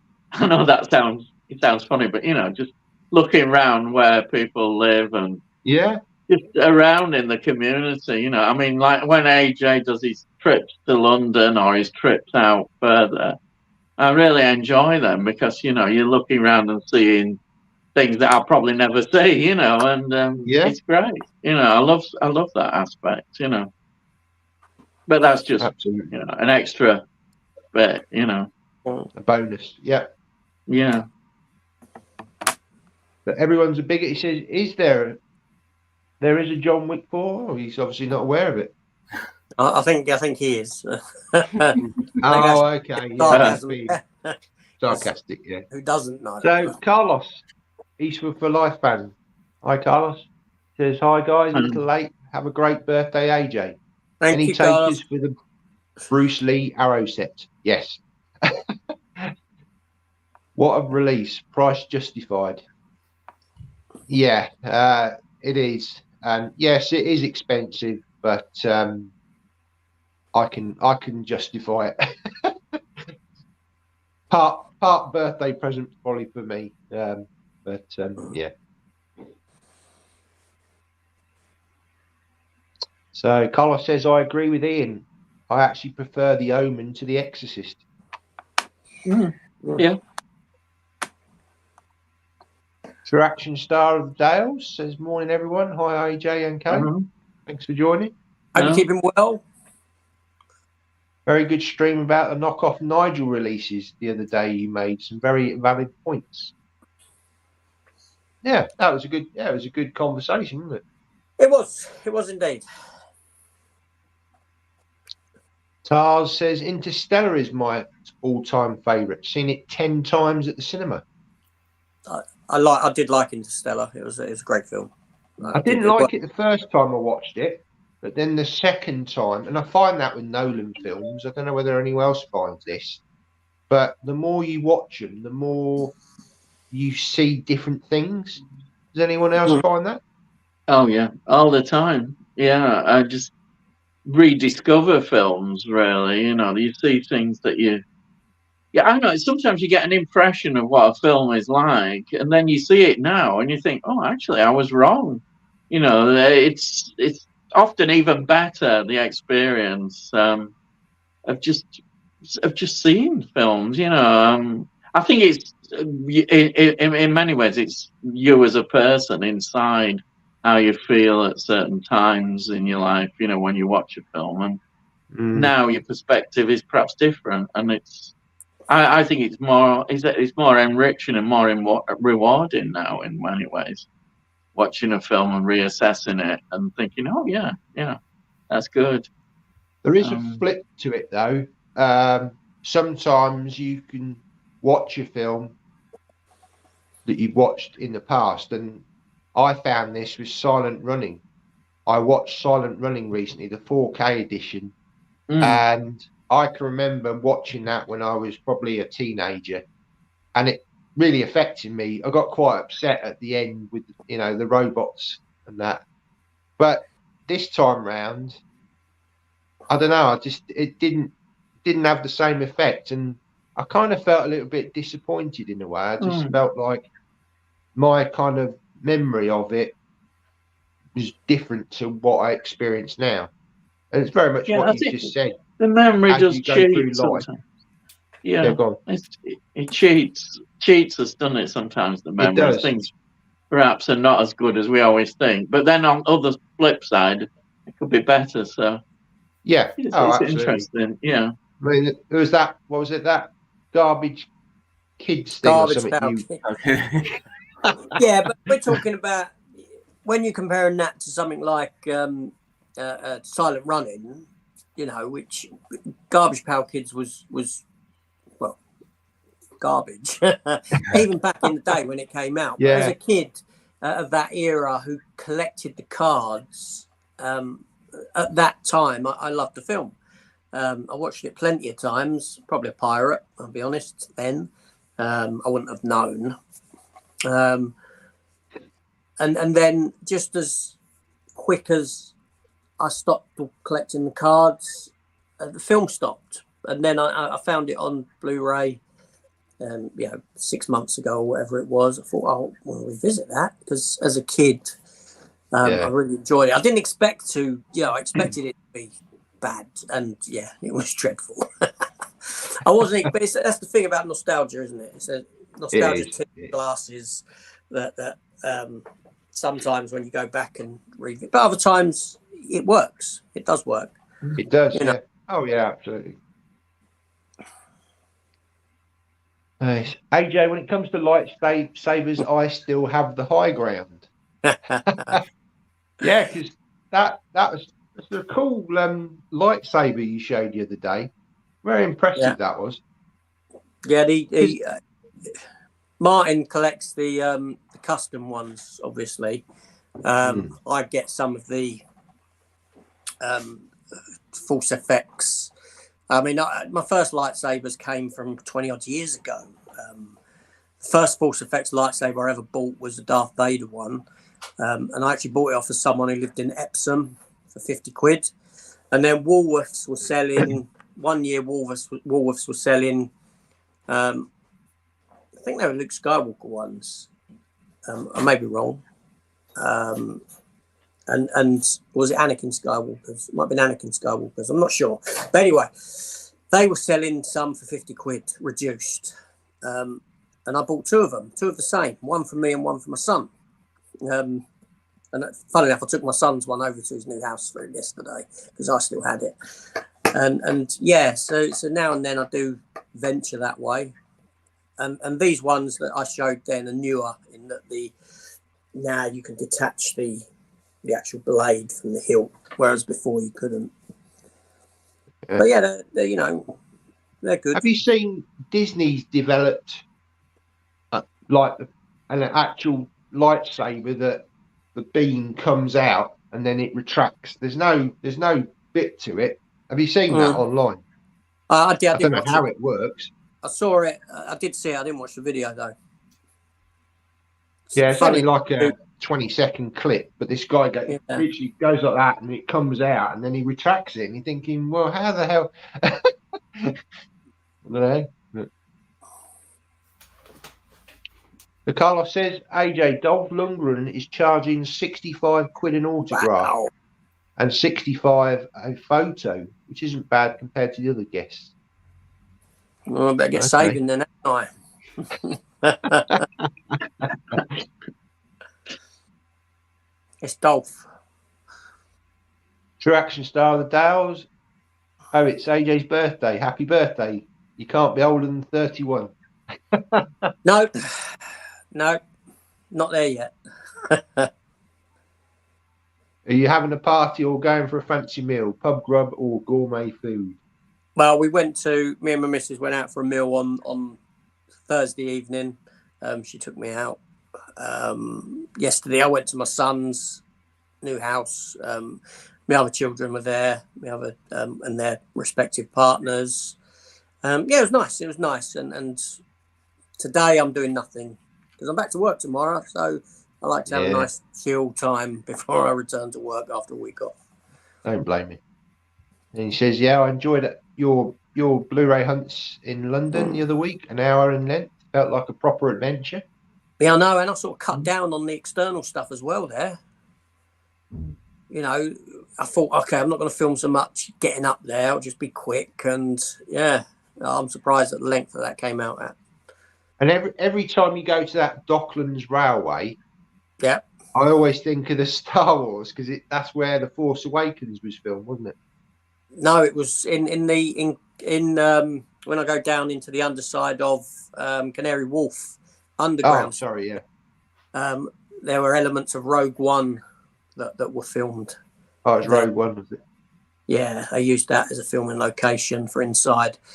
I think it was inside the base. I don't think it was inside. I think I said it was inside the Death Star, but I think it might have been inside the base on the planet when they're all getting it. It's only there for seconds. Do you know what I mean?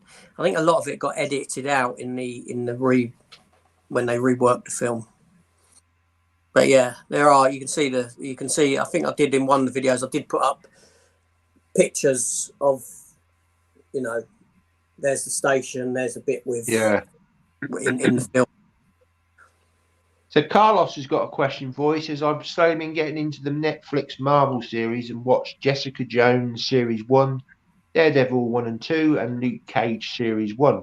Favourite Netflix Marvel TV series, AJ? Oh, I'd have to say Daredevil was the strongest. Jessica Jones Series 1 was very good. Obviously, my favourite would be Daredevil Season 2 with the inclusion of The Punisher. Not so much The Punisher TV show itself. I felt that was a step backwards. I felt that they got the character done really well in the Daredevil Season 2. But then when he got his own series, there was issues with what they'd done with the character. So, yeah, Daredevil Season 2, I'd say, was the strongest. Jessica Jones Season 1 was very, very good. Yeah. He likes the first lot of Marvel and DC movies, not impressed by the latest. The Netflix series of Marvel characters have been very impressed with. Very dark and violent, most of them. Checked out Renfield yesterday and it was quite a disappointment. The film felt like two moulded into one. Unfunny jokes and the lass who played the police officer, she did my head in. That's Nicolas Cage, isn't it? Yes. Yeah. He's Dracula, isn't it? Yeah. I'm not surprised. I mean, I know people have been raving about the trailer for it. I watched the trailer and I said, me and my wife watched the trailer and I said to her, this film isn't going to be good. It ain't going to be good. To me, it looks like they've taken the premise for the TV show of What We Do in the Shadows, which is a fantastic show based upon the film of What We Do in the Shadows by Taika Waititi, almost a continuation of that. But it's its own beast, the TV series. It looks like they've taken that and sort of run with that idea. And it doesn't look good. It doesn't look like a good film. Anyone else going to watch that? Yeah. Chris? I suppose I'll get around to watching it when it, on streaming. But I wouldn't go out and buy it without watching it first. I mean, I'll watch it. I'll be interested in your review, Chris, and I will watch your review before watching the film. But it doesn't. The trailer doesn't do nothing for me. It doesn't look good at all. Have you seen What We Do in the Shadows? I've seen little bits. I've not watched of the. I think like the trailer of the movie, but I've not seen any of the series or anything else. So I'm a bit of a loose end. The film's good. Film's good. Very cheap film, but it's good. But the TV series is just is phenomenal. I don't know. Yeah, I like the look of Renfield. I'm going to see it. Tuesday night. I've got a double bill at the cinema, so there'll be a thing up next week.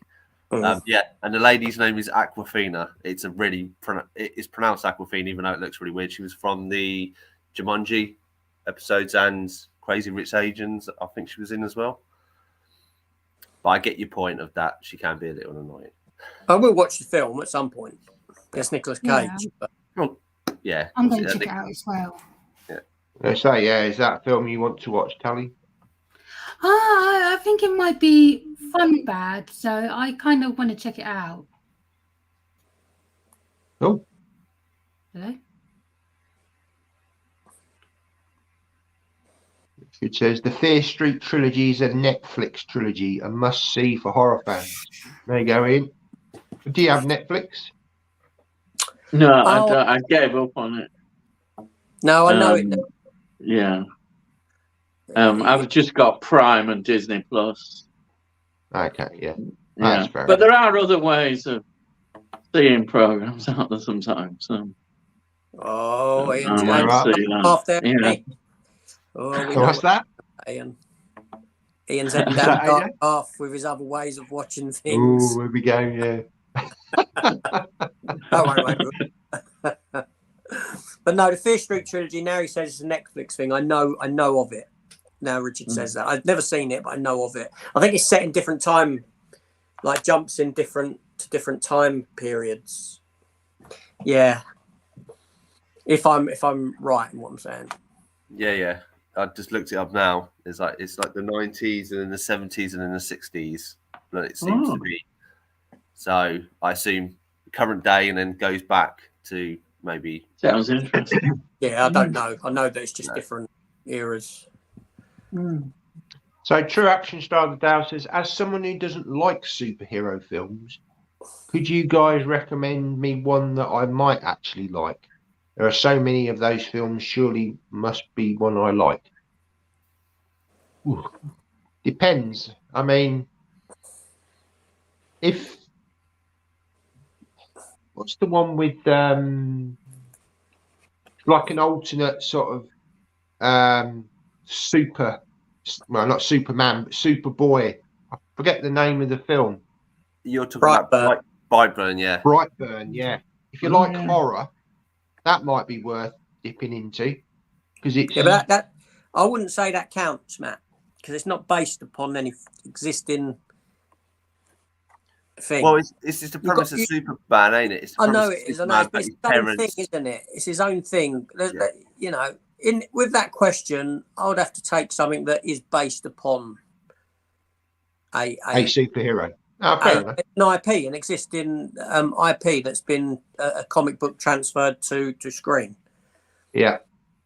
Well, then, what would you suggest? Me, I'd say Winter Soldier, hands down. Yeah, good choice. Because about you, Chris? It's a political thriller. That's exactly what I was going to say. I mean, looking at his picture and being Arnold Schwarzenegger in action, like that will probably tick as many of your boxes as any Marvel film could do. I would 100% agree with AJ's. That was some of when Marvel was at its strength. That was when it gave us something that, you know, when they said, okay, we're going to do a film that's a political thriller. It's going to be very grounded. And it was fabulous. Yeah. And it doesn't play too much in the realm of superheroics. It's not big, flashy. You know, it's not colourful. It's grounded storytelling. Do you know what I mean? It's not like, compare that to something like Ant-Man and Wasp: Quantumania. I'm not talking about story-wise. I'm talking about visually. You know what I mean? They look like, these superhero films look like cartoons now. But that film is a very grounded, real-world story, almost. That would be my choice. Plus, I don't think you really need to watch any other film to understand it. I mean, maybe Captain America 1, but very loosely just to know who he is. Winter Soldier is, not without giving anything away. But you could watch the whole of Winter Soldier by itself as a standalone. You don't need, because it details everything. If your memory serves me right, it goes back and flashes what happened. Yeah, it does. Anymore, Anything? Any superhero films that you like, Tally? Is that genre you like, or? Yeah, there's the genre. Like, I haven't seen all of them, but I really like the Guardians Galaxy. Oh yeah. There's a new one coming out this year, isn't there? Yeah, I can't wait to see that, but I think it's going to be such a tearjerker. Yeah, it's the final one, isn't it? Yeah, I love all the characters, and I'm just sorry that they're not going to be there anymore. Yep. I suppose everything has to come to an end, doesn't it? I'm sure they'll turn up in other films, Avenger films, but yeah. What about you, Ian? Is there anything you would suggest? I would say I agree about Winter Soldier, but if you want to have real fun and just simply enjoy film, I'd say the original Batman and Robin with Burt Ward and Adam West. What a film! It's wonderful. It's so enjoyable. It may be silly, maybe over the top, but you sit there and just think, wow, you know. And I know that is nostalgia, but I remember actually going to see it in cinema, and now watching it now, I still love it as much. It's just fun, and you know, you don't have to engage your brain too much, but enjoy it, and that's what things should be about. That Winter Soldier, definitely agree. What you know, AJ said. I've just thought I'd throw that in. So Richard says he can't wait to see Evil Dead Rises, getting rave press reviews. When's that coming? Is that coming out in the next few weeks? It's next week. Next week, Wednesday is it? or Thursday. I think Thursday, maybe 21st is the official release date. So yeah, Friday even. So is that something you're going to watch? Yeah, it's on my list. So many films coming out. I'm intrigued to where they go because they don't really mention the Comic-Con, the book. So I'm not quite sure how it ties into the previous one, and it's all kind of set within a flat. So I'm intrigued in how. But yeah, I have heard rave reviews. I'm quite intrigued to see how it goes down and stuff. Because Bruce Campbell is involved, isn't he? In the is he an executive producer? Yeah, he's producer on it. Yeah. About you, Tally, is that a film you'd like to see? The trailer looks interesting, but I haven't seen any of the other films, so I feel like I wouldn't actually. You know, I don't know if it's a follow-on or just its own separate film. So yeah, I'm not so sure whether. I'm sure, like a lot of modern films, you could probably watch this one without having to know the backstory of everything else. It probably helps, but that's the impression I get from this one. You can watch it as a standalone film set within that sort of universe without needing to know, because your characters ain't transferring over. It's a horror film about a book that awakens the dead, essentially. What do you need to know? No. There's one for you, Ian, as well. You'll be watching this. Yeah, I would be interested in it. I just hope there's a lot of anticipation. I hope it's not been overhyped amongst the community, you know, people who really love that series of films. But as you say, if you see it standing on its own, then hopefully, you know, it'll be good. Yeah. Cool. Just looking, still quite a few comments here. We're conscious we're nearly coming up to 12 o'clock. There's one there for you, AJ. He says he could be going to London Film and Comic Con with Dan's Man Cave on the Saturday if you're up there. Chuck Norris and Dolph Lundgren. Got to go. Yeah, that'd be cool. I think I will go for Dolph. Even at that cost for a signature, it's excessive. But it's Dolph, it's the Punisher. What kind of Punisher fan would I be if I didn't? Yep. I'll be coming away crying, but there we go.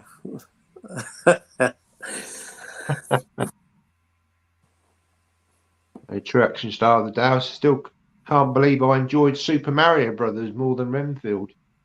That's done really well, hasn't it, Super Mario Brothers? Yeah. Super Mario Brothers is surprisingly a really good film.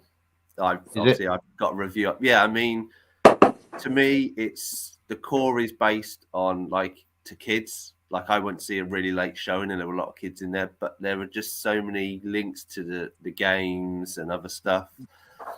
And I say there's even so many subtle undertones in it. Like they go to Donkey Kong Land and they start playing the song Take On Me by Aha. Oh, yeah. So you're enjoying it. But if you actually break down, it's Take Kong Me. Like they kind of subtly have it. And there's little bits of words, I just thought was like you're bobbing along and you're like, yeah, enjoying it. But subliminally, they're kind of there and it all fits and stuff like that. And I was like, for a kid's film, it works really, really well. Yeah. When the adults get that. Yeah. Stuff. Yeah. Cool. I think Michael's referring to your favourite film. Surprised AJ didn't suggest The Punisher. No, I wouldn't suggest Punisher as I wouldn't suggest it. Which Plus, the question was superhero. Yeah. He's a vigilante. Yeah. So, just normal man. One for you there, Ian. This is the rubber shark attack in Batman. Yeah, it's brilliant. It's hilarious. Rubber shark. Who carries a shark repellent spray around with them? Fantastic. Pure gold. I think we'll call this the last comment. Apologies if I haven't read out all the comments, but everyone's a bigot. Says my favourite movie is Back to the Future 3. What are your guys' favourite, the least favourite out of the trilogy? So yeah, what's your favourite of the Back to the Future trilogy? You want to go first, Chris? Okay, yeah. I would say 1 is by far, just because it is the first one. It sets the premise up for everything. I would say 3, but like I love them all. It is my favourite trilogy, so it's hard to kind of separate them apart, really, because I think with any franchise or a trilogy, they all work so well together because everything that's come before and afterwards that it's really hard to separate them. But yeah. Cool. Tally, have you seen the Back to the Future trilogy? I've tried watching them. I just can't get into them, I'm afraid. So it just, I've tried like several times, but I just can't get into them. So sorry.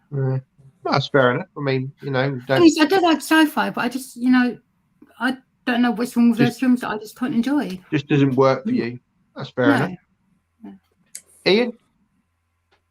First one, without a doubt. I do love the whole trilogy, but the first one is just it's so spot on, everything about it, and it's fun, it's exciting, and there's so many good, smart references in it, and it's a great story, and that is for me the best.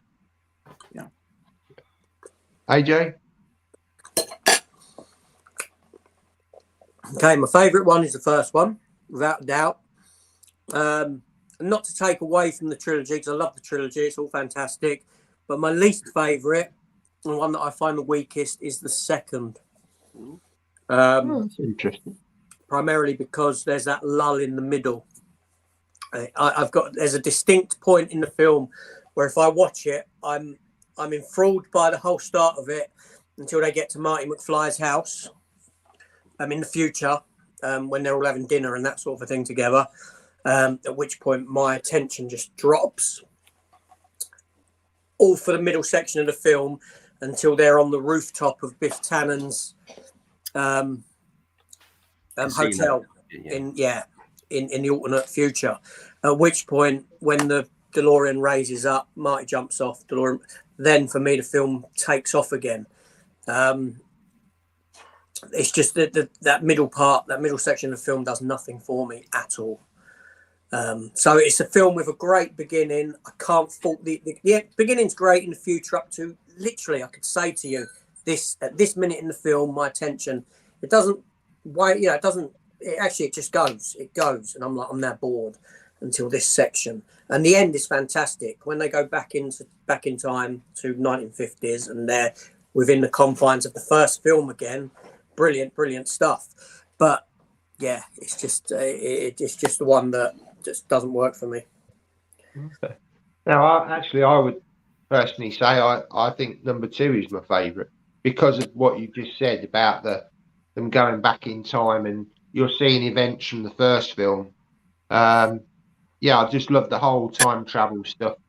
Them going back in time, going into the future, and it's just. I love that element of the film. I love it. I love that element of the film. It's just the middle of the film for me. Does nothing. Yeah. That's fair. Michael J. Fox for you. Sorry?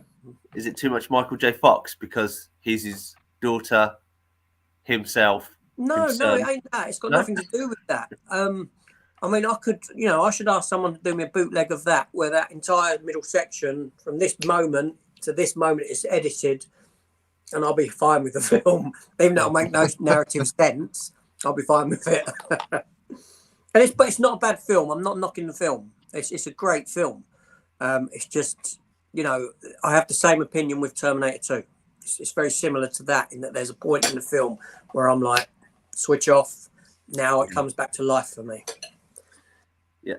In all fairness, you chose quite a pivotal scene, because I think that's the first scene where we see, I say Crispin Glover, but it's not Crispin Glover. And obviously that was where the big lawsuit came, of where you can't use somebody's identity. I don't know if you knew that. Yeah. Yeah, no, I knew. That's why he's upside down. Yeah. Well, I think that was because of how he was, the conflict between him and the studios on one. They deliberately put him upside down to annoy him, and then he didn't return. So. And then the last comment, Bruce Lee's 50th anniversary this year and Bruce Lee's son's 30th anniversary. Amazing actors gone too soon. What are your favourite memories? Well, for me, it would have to be Enter the Dragon, wonderful film, and The Crow. What about you, Chris? Yeah, I'd say that obviously the same, Enter the Dragon for you. I mean, The Crow, but as I mentioned earlier, there's a scene with his last interview where he talks about stuff, and he mentions like a poem called Sheltering Sky. And I think his analogy of that, and you know, if you've not heard of that, go and look it up. And it's basically a poem where it says about how many times do you remember a specific memory, how many times do you remember like the sun setting, and he goes, you think it's like millions, but it's actually like one or two, and it's like how life is so fleeting and we take stuff for granted. And it is a very apt interview, and how he quotes this not too long before he actually passes away. But yeah. Ian? Enter the Dragon, because I think it's, for me, it's all the personal things around it, as you know, going back to school, and then the anticipation of actually getting to actually see it was just an amazing film, and still is. And it's also sad because you think of what could have been, but you know, as his last film, it's a great last film to go out with, definitely. Absolutely. Tally, I don't know whether they're films you've seen at all, or No, it's not really my sort of cup of tea. no, not your sort of, and it's not really AJ's sort of thing either. He's not really into the obviously I've seen The genre. Crow. I've seen The Crow, and you know, obviously it's sad when any talent of any type dies young. Anyone dies young. It's sad, talented or not. But it's, yeah, the genre itself, the kung fu genre, isn't really my cup of tea whatsoever. So they're not films I sort of ventured into. And The Crow itself has been a long time since last watched. Yeah. I mean, if they were alive now, to be honest, if Brandon Lee was alive now and he walked past me in the street, I wouldn't know him from Adam. You know, I wouldn't know who he was. No, it's not. Yeah, it's not. They're not sort of people that you. Yeah. Anyway, I think we've come to the end of the stream. Thanks ever so much for everybody watching and commenting. Really do appreciate your your input today. Absolutely. And just thanks ever so much for Chris for coming on, and Tally for coming on. Really, you know, it's been great having you guys on. Obviously, Ian as well. Been on many times, and yeah, we'll love to have you on again at some point. And then just the final, obviously, happy birthday, AJ, and hope you have a great day, whatever you do, even if it's just relaxing. And nothing. I'm doing nothing. Have a great day. Don't blame you. Doing nothing's a great day. Cool. But we're live again next week. Yeah, back to Saturday, I think, Nick, on your channel. Yeah, who we got coming on next week? Is it HF Productions? Yeah. That young guy. Oh yeah. I don't know who else yet. I need someone who's family friendly and not going to swear. Yeah, yeah. Because he's a young lad. He asked to come on the chat. I spoke to his, and he is quite young. I'm guessing he's probably about 15, 16 or something like that. And I spoke to his mother and said, "Are you happy with coming on, with him coming on?" And spoke to her a bit about myself and my background and that. So she was fine. I just need to find someone who's not going to be. I don't want the use of language from someone else on there. Not that he probably hears it every day at school, but do you know what I mean? Obviously, I don't use that sort of language. And no, nice. So everyone's a bigot has just said, Chris, what is your channel? So do you just want to? I mean, I will leave the link, but if you just let him know what your channel's called. Yeah, so my channel is called Cypher Sigma Screen Time. It's a bit of a funny spelling that you don't know, but yeah, that's the main one. And then Cypher Sigma Toys is the toy channel. So you'll see I've done videos. I've been on other live streams with Matt and AJ and stuff. So I'm sure if you look, I think if you just search Cypher Sigma, I'll be honest, your channel's come up first anyway. If you look in the description link below, you should find the links for everybody in there. So yeah. Charles says, thanks everyone for a great stream. Thanks ever so much for joining. Thank you, Charles. Everyone a bigot to put a thumbs up, and the monkey is just saying hi. Unfortunately, we're going now, but thanks for joining. Right, guys. So if you just stay in the green, we'll just have a quick chat in the green room afterwards. But we're all going to say cheerio and see you next time. Bye now. Bye. Bye. Take care.